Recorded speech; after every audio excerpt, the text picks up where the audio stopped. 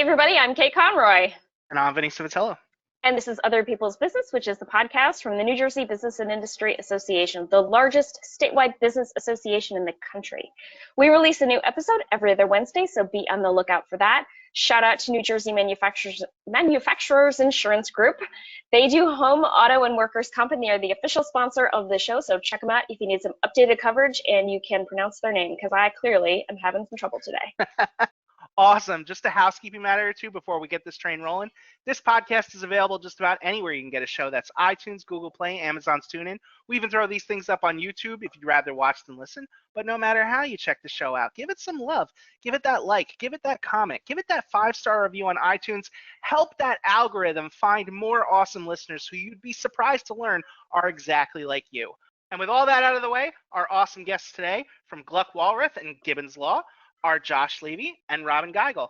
Robyn, Josh, say hi. Let the audience hear your voice. Hi, everybody.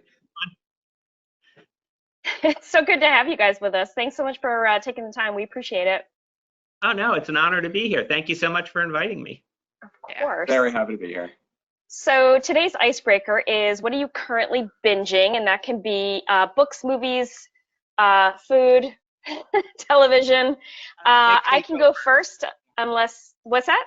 I said I'm going to make Kate go first. Oh, very good. I can always definitely. asks, like, who's going to go first? And then there's like awkwardness where we try to decide. know. It's easier if Kate goes first. We should just make it a rule that I always go first, right? That's the thing, yeah.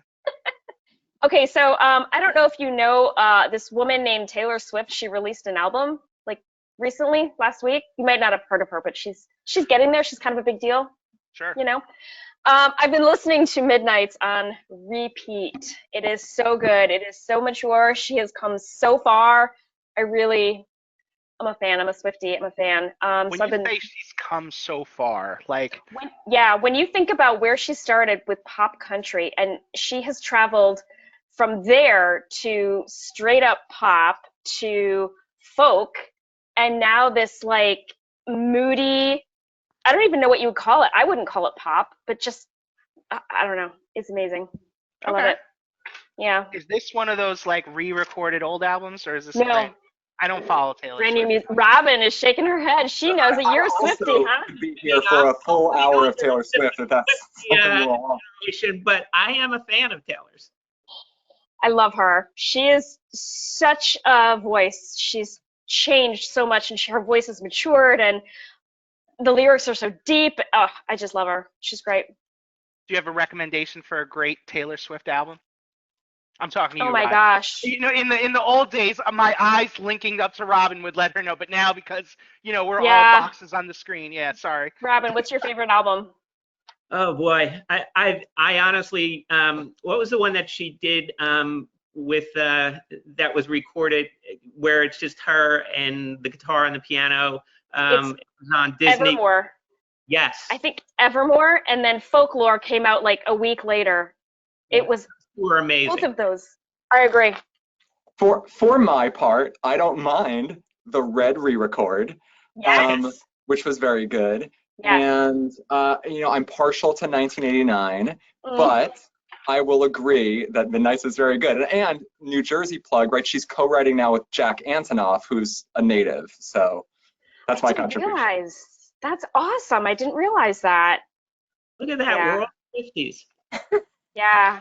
Red is probably the only Taylor Swift album I know, and the only reason I even know that one is because a few years ago when my daughter was learning how to talk, she would tell the Echo to just play like colors. Like she'd be like, play red, and when she said play red, that was what would come up.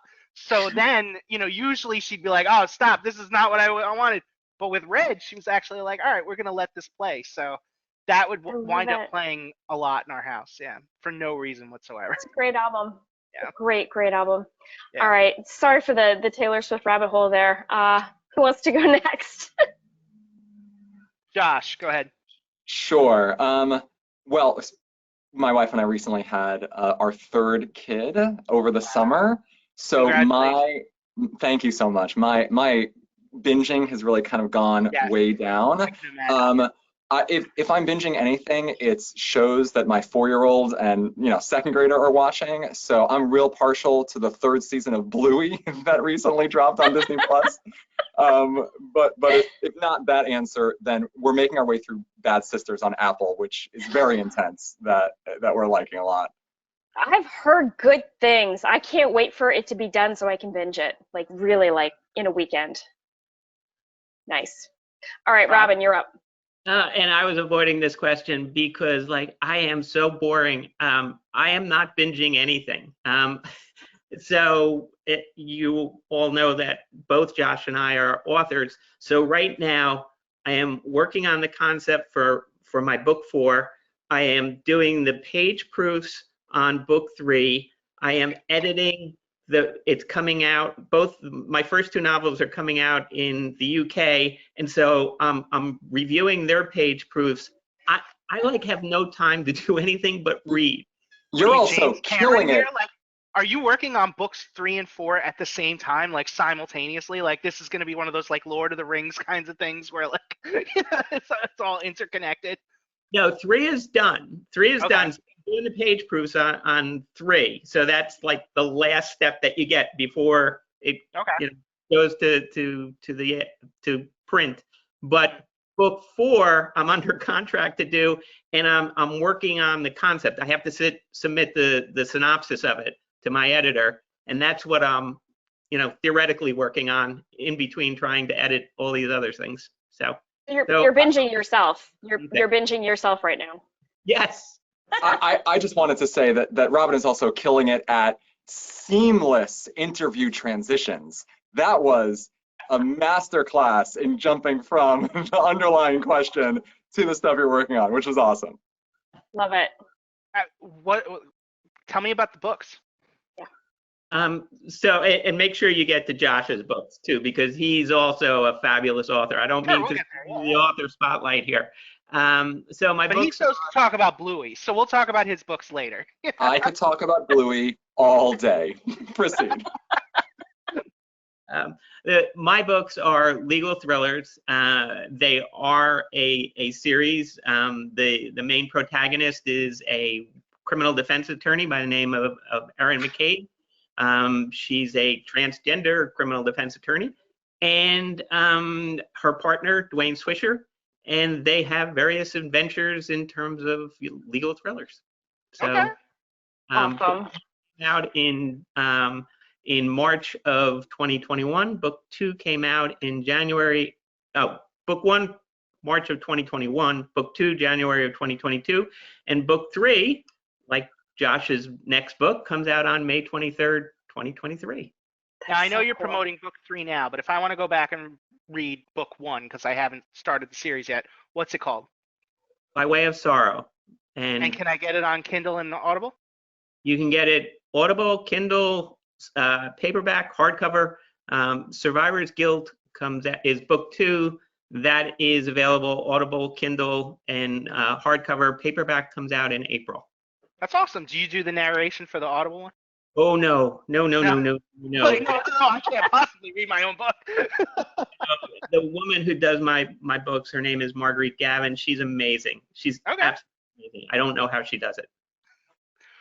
Just to give me a peek behind the curtain of how this works. Do you have to arrange, like, Margaret to read your book, or do they pick somebody and say, this is who's going to do your book? My publisher takes care of all of that. They work with Audible. I had some minor veto power. They'd send me some readers and say, what do you think of this one? What do you think of that one? And when I heard Marguerite, I was like, she's the one I want. Okay. Do they give you is it like first refusal to be like, I'd like to do it myself, or no? No, okay. I am an unknown author, Vinny, so if you're Stephen King or you're somebody like that, you get it, but not for somebody like me. Fair enough. If I'm binging anything right now, like Josh, it's the new Monster High movie. It came out on Paramount Plus. My daughter's watched it like 122 times, and I think it only came out like a month ago. So, yeah. That explains all the Monster High Halloween costumes that I've been scrolling through on Facebook. I didn't understand it at all. I was not, and then I started to like pay attention to the captions, and I'm like, Monster High. Okay, I'm guessing this is a show. For anybody who's not familiar with Monster High, and I mean, if you're not, what are you even doing with your life right now? Monster High is basically all of like those universal classic monsters like Frankenstein, Dracula, the Wolfman, all them. And instead of being, those scary characters, they're just a bunch of teenage girls going to high school together.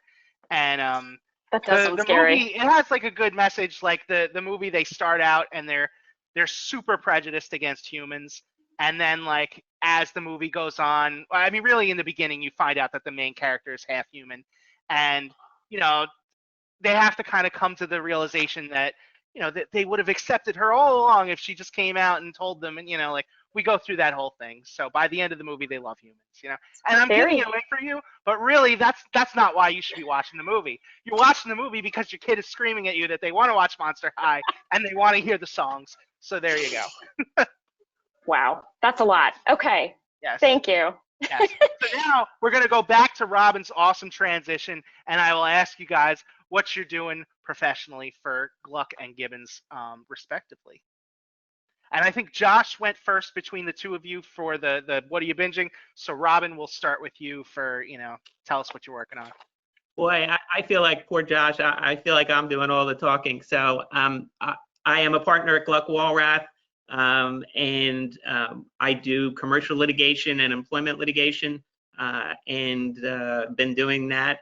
This is, as hard as it is for me to say this is my 45th year practicing law. Not all of them out, obviously, at GluckWalrath, but yeah, no, that's what I do. I'm a litigator. And is that where you get the inspiration for your books? Certainly, in my career, I have done a fair amount of criminal defense work. And so, yes, being a trans woman, having done criminal defense work, it was kind of a natural fit for me to create a character, write what you know. Yeah. It's something I know. And so that's how Erin came about. Are you allowed to pull from your own, let's call them cases? Or is that like any legal sort, like you can't take, like, for example, like, is your book allowed to be about like a real life case that you had, just change the names around, that kind of deal, or do you just completely make it up? So far I've completely made them up. Okay. And I don't think I would do that in terms of my own cases. Sometimes you see something in the headlines, you kind of steal the idea from that. But no, I would never use one of my cases. I don't know how it works. I just thought I'd throw it out there. No problem. So I have a really, really dumb question, because I've heard the word litigator and litigation my whole life, right? In fact, I remember from Clueless that Cher said that litigators are the scariest kind of lawyers. What does it actually even mean? Does it have a Latin root that I should know about? It comes from, I don't know where litigate comes from. He's asking you to break out the Latin now. I'm sorry, I didn't mean to be that nerdy. I apologize. That was really nerdy. No, it's, I don't think we are the scariest lawyers. I think tax lawyers are the scariest lawyers. I was going to say the answer. That's great.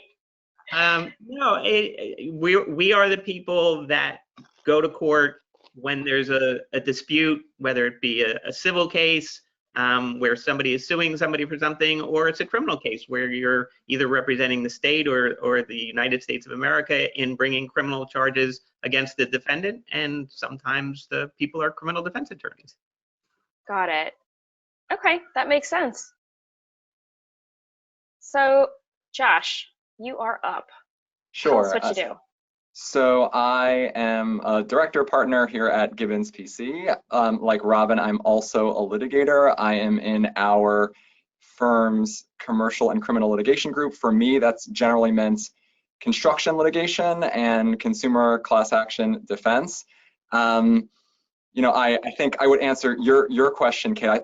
People pose the question, right? The distinction between litigation and the other kinds of law. The metaphor that always comes to mind for me is, if you're a litigator, your job is to put out the fires, whereas on the corporate side, their job is to build the buildings with the fire prevention in them from in the first place. And so when that goes wrong, they come to us, and we, litigate those disputes and try and smooth things out as best as we can. And like Robyn, I am also, an author and working hard in that column too. All right, you're up. Tell us about the new book. Tell us. Sure. So I am a middle grade writer, which means I write essentially for the middle school audience. So for kids like, 4th, 5th through 8th-ish grade. My first book came out in 2019. It was called 7th Grade versus the Galaxy, about kids in the future going to a public school spaceship that gets catapulted across the galaxy and has to find its way home. And, they go to school, they have homework, but also they like fly across the galaxy and have to fight aliens and robots and all that. Cool. Thank you. The sequel came out in 2021. The age target audience, but I feel like I am the target audience nonetheless for this story. I appreciate that. I like to think it is accessible to all audiences, Vinny. There you I go. immediately thought of Ready Player One, I'll be honest, Yeah, exactly. immediately, right? Well, thank you so much. There's an Australian web. I don't know how this copy gets put out there, right? Amazon has its description of the book, Barnes & Noble has its description, but there's an Australian description. I don't know where it came from. I've only ever seen it there, that said it's Star Trek Voyager meets Percy Jackson, which, if you get all of those references, really speaks to me. But anyway, I like to think it's not just for the nerdy among us, of which I am definitely a card-carrying member. The sequel came out in 2021. The 3rd book in that series comes out in August of 23. But like Robin, my next book is with so those books are with a publisher called Learner. My next book really is in May 23rd of 2023 with HarperCollins, also middle grade, but contemporary, kind of a more grounded story. And then I have 2 more in 24 already on the calendar. So all in the middle grade space. Very cool. That is very, very cool. All while practicing law and raising 3 children. I mean, everybody here has a full plate, and we triage that zero-sum game as best we can. I was going to say, are you drawing your books from your professional career? Because if so, I want to be your new intern. I think on my Learner bios, it says something like, Josh is the author of whatever. He's a practicing lawyer. Unfortunately, outer space doesn't come up in court nearly as often as he'd like, which is accurate. So as Robin knows, I was a middle school teacher before I went to law school, and I did that for a couple of years.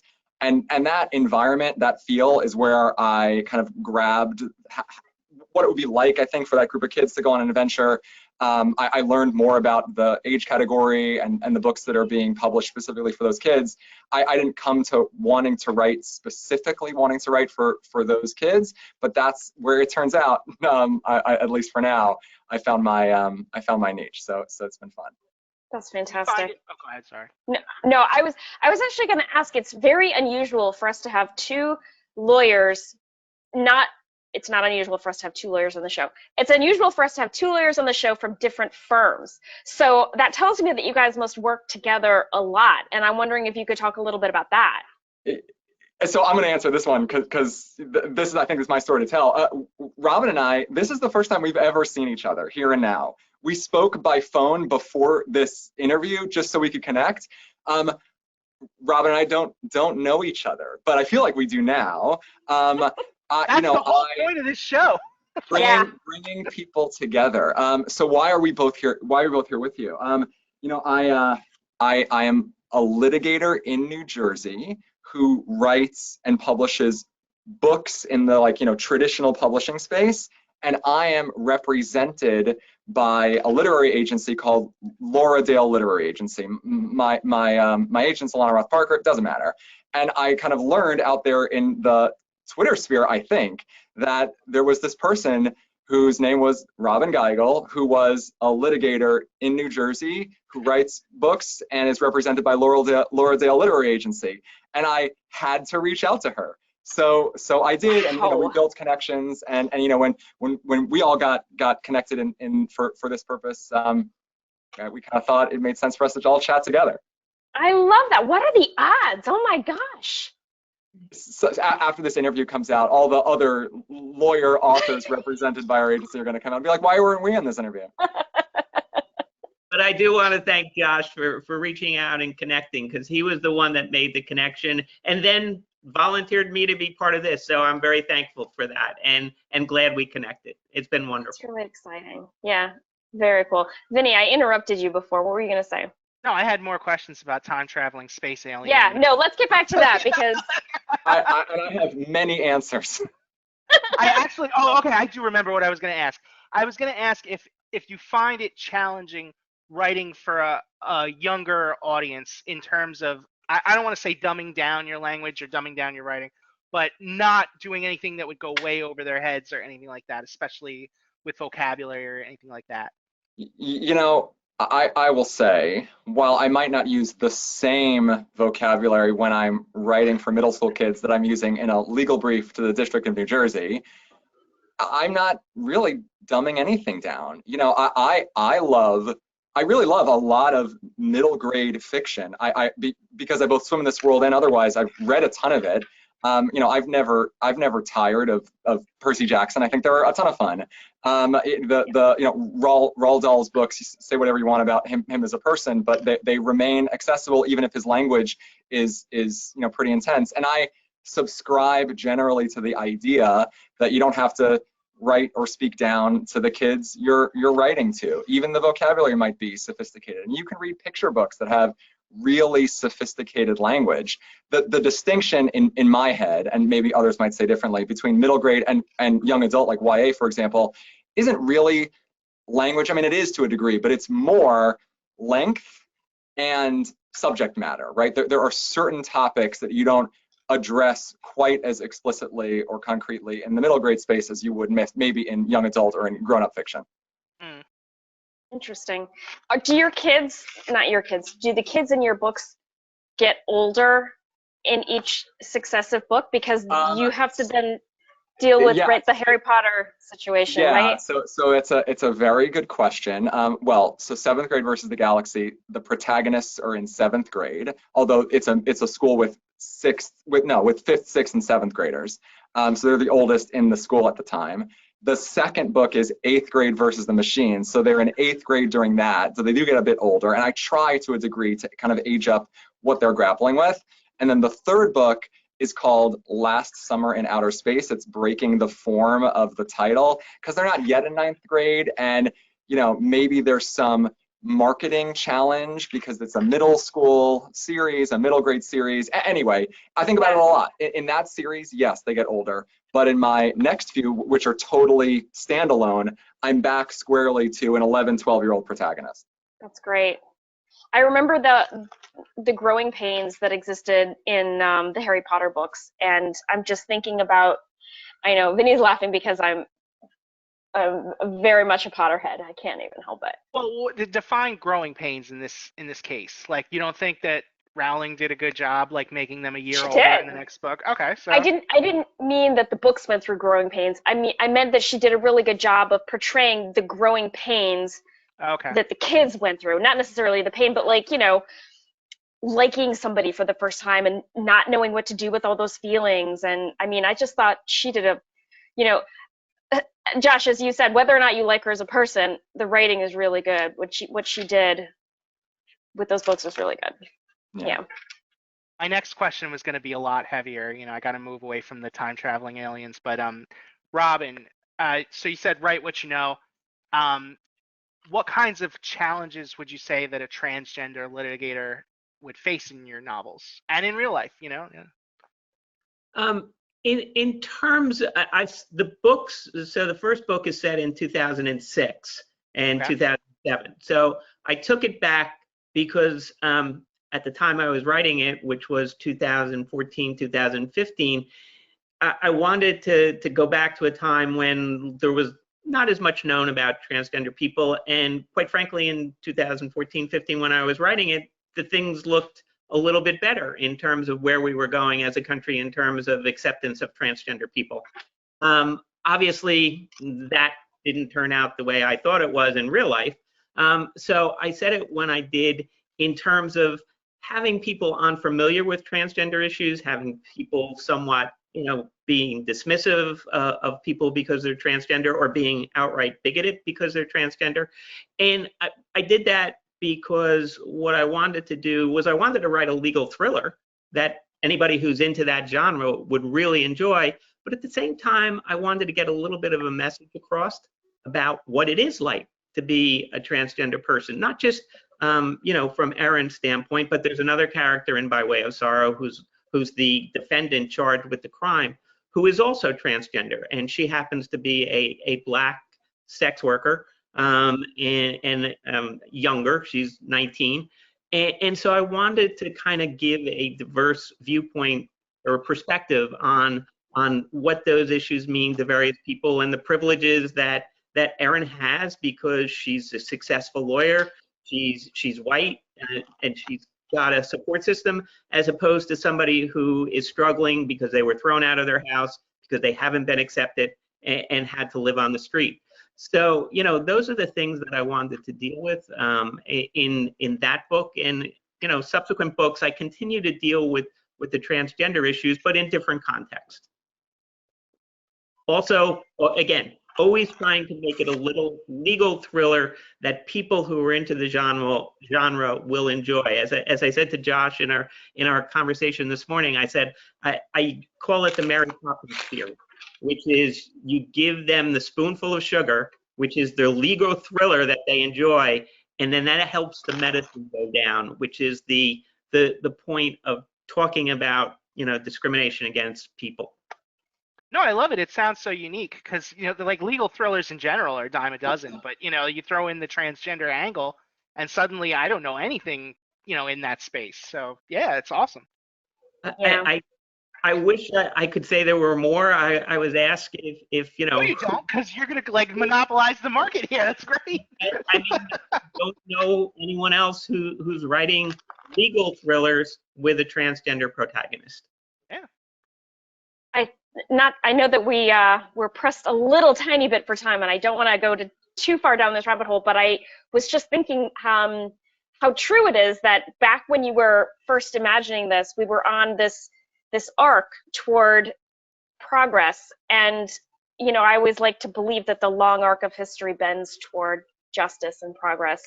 And I'm a really, really big fan of RuPaul's Drag Race, and within that community, there was issues with trans people, and you know, could you be a trans man and a drag queen? There were like some opinions about that going way back, and now I think this last season there was somebody who was openly trans and competing with all the love and support as anybody else, and it was just really lovely to see. You know, I don't know, I'm probably off the rails a little bit here, but it was just nice to see that long arc of history bending toward justice and progress, I guess.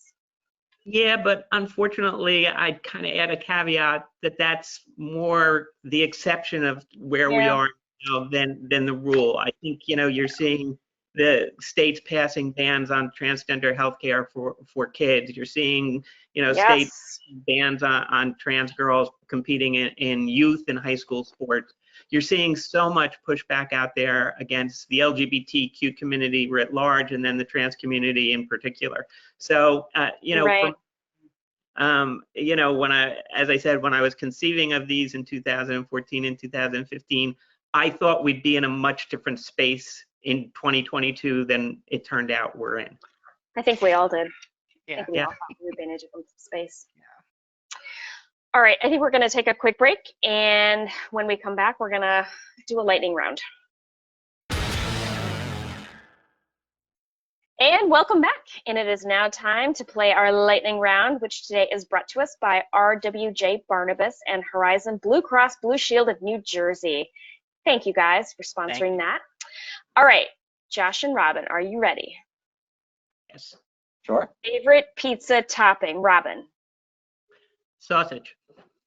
Josh? Excellent choice. Yeah, I agree. Spinach. What? Mm. Did you say Robin wins. spinach? Yeah, or broccoli. I don't. Is that? Robin wins. I don't know. Robin wins. That's fine. I accept. What is it about spinach that you like on pizza? Like, what is, like, does it do something for the? I just like the flavor. I like, you know, we make a lot of pizza like at home, and that it's so easy to put on top. I don't know. Sorry. I'm Anything sorry. is There are easy more to interesting just things drop about on me. top of That's not one of something them. else. That doesn't mean you should do it. You know what? I also, you know what? No, I'm gonna advocate here. I don't want a topping that overpowers the pizza, right? Like my wife's really into the pineapple, like Hawaiian, but it becomes something else entirely. Spinach is understated, and I like it. Disagree. It is not understated. I'm It's gonna say, overpowering. yeah. All right, we're gonna leave it there because you're wrong, and we just need to move on. So, I can see it. That's fine.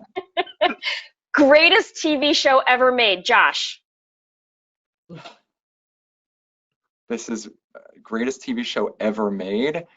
I don't know. I guess Breaking Bad, but it doesn't mean I'm saying that I think that's the show that means the most to me as a person. But of the shows I've watched, that's probably the one that is the best crafted. And there's some great stuff, but that's gonna What be my show answer. means the most to you as a person? Yeah.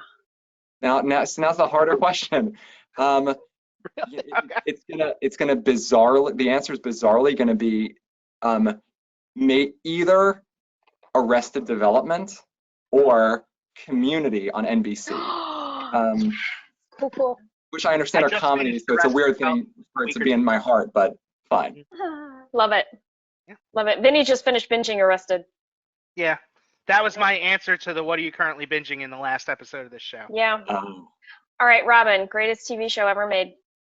And so this is going to show both my age and the fact that I don't watch television much anymore, but it would be between MASH and Seinfeld. MASH. Those are two very different eras too. You know, Yeah. like, yeah. All right, that's a tie. Next up. I like how we've turned this into a competition. Even I though know, it's it never been didn't. that. I didn't We mean are- to. Exactly worked out this We are litigators, Your Honor, and I submit to the court. Spinach. Okay, Robyn, favorite movie. For doubling down on spinach. He gets good for that. Who does that? Come on. Robyn, favorite movie. Go to Josh and then come back to me. Let me think about All right, Josh. My favorite movie, the one that means the most to me, is Star Wars Episode 5: The Empire Strikes Back. Sure. That's a great answer. I mean, I'm going to dock a point for you calling it Star Wars Episode 5, The Empire Strikes Back, and not just The Empire Strikes Back, because that implies all of the BS changes that were made to it later. But I will give you a So major now you're saying that you would qualify not just the new stuff, the special edition, but you would say that in 1980, when George Lucas started numbering the series, that itself was an error, and that's a bold statement. They didn't market that movie as Star Wars Episode 5 until 1997 when they started making those crazy changes. Is that right? Is that right? I wasn't aware. I thought they Prior to started that, numbering them. Just The Empire Strikes Back. Maybe Interesting. Star Wars The Empire Strikes Back if you really wanted to get I mean, technical. yeah, I'm the wrong person to talk to. I'm a prequel revisionist, and this is a whole new different podcast we could have. What is a prequel revisionist? I need to know. I'm sorry. I've follow come you back down this around. I had a troubled relationship with them when they first came out. Yeah. I've now come back around to believing that maybe the coldness and austerity of the character development is itself a reflection of the coldness and austerity of the deteriorating, crumbling republic and the rise of the empire. But that's probably not the case. I've just thought about it way too much. No, I'll make it really simple. The prequels are a lot better to me now that I've seen how much worse it can get with the sequel trilogy. Oh, So see, I'm a pro Last Jedi partisan. When, like, there was a plan. Okay, this is a series of podcasts, Vinny, now. So I'm sorry, Robyn. I didn't mean for this to happen. I apologize to Robyn. Robyn, go ahead. No, I've been enjoying this. The only thing I'd say is, Vinny, go back and look at the original trailer to Star Wars. Okay. I'm pretty sure it starts with Episode 4. Yeah, You're talking about the does. trailer, like 1977. Yeah. All right, I'm gonna drop my real nerd on you here. Here we go. When you watch the original theatrical Star Wars, this is before, like, 1977. It didn't have Episode 4 in the scroll at all. They added that in a later theatrical re-release, not 1997, more like 1980 when they started promoting The Empire Strikes Back. They added episode 4. So pure purists, like if you were going to go online and download 4K77, it's not going to have episode 4 in the crawl at all. But yeah. 4K77. Now Wow. we're getting there.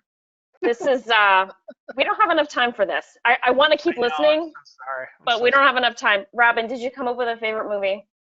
Yeah, this is going to be probably a little strange. The Godfather. The Godfather's a great choice. Objectively, a great movie. All right, last I've always question, preferred because the second one, I never saw the third one, but yeah. last question, just because we're running out of time. How many cats is too many cats? Josh, you can go Risk first of on that. offending all cat owners, I'm going to say 1. I don't care You what know- Josh says. If it's anything other than 0 or 1, Robyn wins. I don't feel qualified to answer this question. I've never had a cat. I don't know the answer. Okay. All right, I guess that's fair. Robyn wins just because she chose the right pizza topping. Congratulations, Robyn. Very cool.